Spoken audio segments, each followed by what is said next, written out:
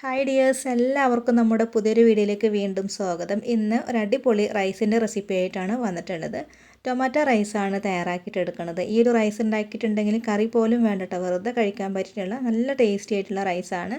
അപ്പോൾ നമുക്കിത് എങ്ങനെയാണ് തയ്യാറാക്കിയിട്ട് എടുക്കാമെന്ന് നമുക്ക് നോക്കാം. ഈ ഒരു റൈസ് തയ്യാറാക്കിയിട്ട് എടുക്കാനായിട്ട് ഞാനിവിടെ ഒരു പാത്രത്തിലോട്ട് 1 ടീസ്പൂൺ അളവിൽ നെയ്യും 2 ടേബിൾ സ്പൂൺ അളവിൽ സൺഫ്ലവർ ഓയിലാണ് ഒഴിച്ചു കൊടുത്തിട്ടുള്ളത്. ഇതൊന്ന് ചൂടായിട്ട് വന്നു കഴിഞ്ഞാൽ പിന്നെ ഇതിലോട്ട് നമുക്ക് 1/2 ടീസ്പൂൺ അളവിൽ പെരിഞ്ജീരകമാണ് ചേർത്ത് കൊടുക്കേണ്ടത്. ഇതൊന്ന് പൊട്ടി വന്നു കഴിഞ്ഞാൽ പിന്നെ ഇതിലോട്ട് 1 ടേബിൾ സ്പൂൺ അളവിൽ കടലപ്പരിപ്പാണ് ഇട്ട് കൊടുത്തിട്ടുള്ളത്. ഈ ഒരു കടലപ്പരിപ്പിന് പകരമായിട്ട് ഉഴുന്ന് പരിപ്പ് നമുക്ക് എടുക്കാവുന്നതാണ്. ഇതിൻ്റെ കളറൊന്ന് മാറി വരുന്നത് വരയ്ക്ക് ചെറുതായിട്ടൊന്ന് വഴറ്റിയെടുക്കാം. കടലപ്പരിപ്പ് ഒന്ന് മൂത്ത് വന്നു കഴിഞ്ഞാൽ പിന്നെ ഇതിലേക്ക് ഞാൻ മീഡിയം സൈസിലുള്ള 2 സവാള ചെറുതാക്കിയിട്ട് കനം കുറച്ച് അരിഞ്ഞിട്ട് കൂടെ ഇതിലേക്ക് ചേർത്ത് കൊടുക്കുന്നുണ്ട്. ഇതിൻ്റെ കൂടെ തന്നെ ഒരു പച്ചമുളക് കട്ട് ചെയ്തിട്ടുള്ളത് കൂടെ ചേർക്കുന്നുണ്ട്. എന്നിട്ട് ഇതെല്ലാം കൂടെ ഒന്ന് വഴറ്റിയിട്ട് എടുക്കാം കേട്ടോ. ഈ ഒരു സവാളൊക്കെ ഒന്ന് നന്നായിട്ടൊന്ന് സോഫ്റ്റ് ആയിട്ട് വരുന്നത് വരയ്ക്കും വേണം ഇതൊന്ന് വഴറ്റിയെടുക്കാനായിട്ട്. സവാള ഒന്ന് വഴന്ന് വരുമ്പോഴേക്കും പിന്നെ ഇതിലേക്ക് നമുക്ക് 1 ടീസ്പൂൺ അളവിൽ ഇഞ്ചി വെളുത്തുള്ളി ചതച്ചത് കൂടെ ചേർത്ത് കൊടുക്കാം. അപ്പോൾ ഈ ഒരു സവാളൊക്കെ ഒന്ന് സോഫ്റ്റ് ആയിട്ട് വരുമ്പോഴേക്കും ഇഞ്ചിയുടെ വെളുത്തുള്ളിയുടെ ആ ഒരു പച്ച സ്മെല്ല് കൂടെ ഒന്ന് പോയി കിട്ടിയിട്ടുണ്ടാവും. അപ്പോൾ ഞാനിവിടെ 1 ടീസ്പൂൺ അളവിലാണ് കേട്ടോ ഇഞ്ചി വെളുത്തുള്ളി ചതച്ചത് ചേർത്ത് കൊടുത്തിട്ടുള്ളത്. ഇനി ഇതെല്ലാം കൂടെ വീണ്ടും ഒന്നുകൂടെ ഒന്ന് വഴറ്റിയെടുക്കാം. അപ്പോൾ നന്നായിട്ടൊന്ന് വഴറ്റിയെടുക്കണം കേട്ടോ. ഈ ഒരു ഇഞ്ചിയുടെ വെളുത്തുള്ളിയുടെ ഒക്കെ ആ ഒരു പച്ച സ്മെല്ല് പോയി കഴിഞ്ഞാലാണ് ഈ ഒരു റൈസ് കഴിക്കാൻ നല്ല ടേസ്റ്റിയൊക്കെ ആയിട്ട് ഉണ്ടാവുള്ളൂ. ഇതിപ്പോൾ നന്നായിട്ട് തന്നെ ഞാനിവിടെ ഇളക്കിയെടുത്തിട്ടുണ്ട്. ഇനി ഇതിലേക്ക് നമുക്ക് ചേർത്ത് കൊടുക്കേണ്ടത് തക്കാളിയാണ്. 3 വലിയ തക്കാളിയാണ് ഞാനിതിലേക്ക് ചേർക്കുന്നത്. അപ്പോൾ നല്ലോണം പഴുത്തിട്ടുള്ള തക്കാളി വേണം കേട്ടോ ഈ ഒരു റൈസ് ഉണ്ടാക്കിയിട്ട് എടുക്കാനായിട്ട് എടുക്കുമ്പോൾ. എന്നാലാണ് റൈസ് ഉണ്ടാക്കി കഴിഞ്ഞാലും ഈ ഒരു റൈസിന് നല്ലൊരു കളറൊക്കെ ഉണ്ടാവുള്ളൂ.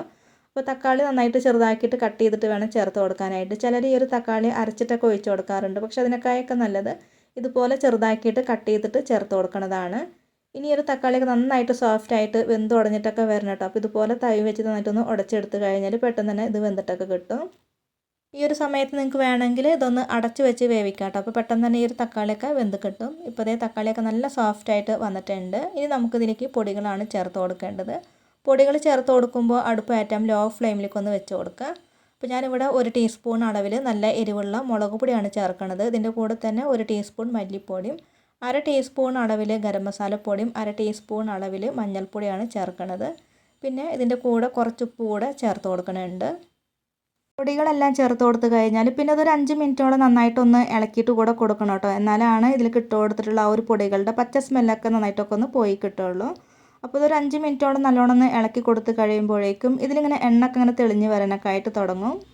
ഇതിപ്പോൾ ഞാനിവിടെ ഒരു 5 മിനിറ്റോളം നന്നായിട്ടൊന്ന് ഇളക്കി കൊടുത്തിട്ടുണ്ട്. ഇനി ഇതിലേക്ക് കുറച്ച് കറിവേപ്പില കട്ട് ചെയ്തിട്ടുള്ളതാണ് ചേർത്ത് കൊടുക്കുന്നത്. കൂടെ തന്നെ ചെറിയൊരു പിടി മല്ലിയില കൂടെ ചേർത്ത് കൊടുക്കുന്നുണ്ട്.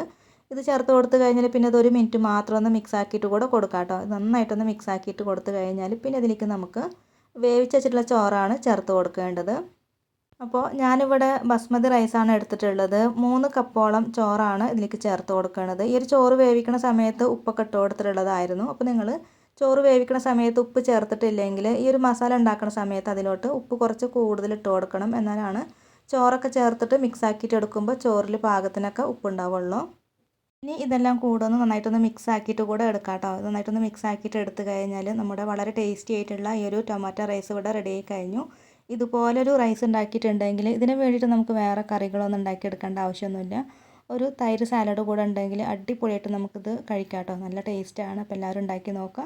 ഇന്നത്തെ വീഡിയോ എല്ലാവർക്കും ഇഷ്ടമായിട്ടുണ്ട് എന്ന് കരുതുന്നു. അപ്പോൾ എല്ലാവരും ഒന്ന് ലൈക്ക് ചെയ്യുക, ഷെയർ ചെയ്യുക, കമൻറ്റ് ചെയ്യുക. നമ്മുടെ ചാനൽ ആദ്യമായിട്ട് കാണുന്ന കൂട്ടുകാരൊക്കെ ഉണ്ടെങ്കിൽ ചാനൽ ഒന്ന് സബ്സ്ക്രൈബ് ചെയ്യുക. അപ്പോൾ ഇനി അടുത്ത നല്ലൊരു റെസിപ്പി വീഡിയോ ആയിട്ട് വീണ്ടും കാണാം. താങ്ക്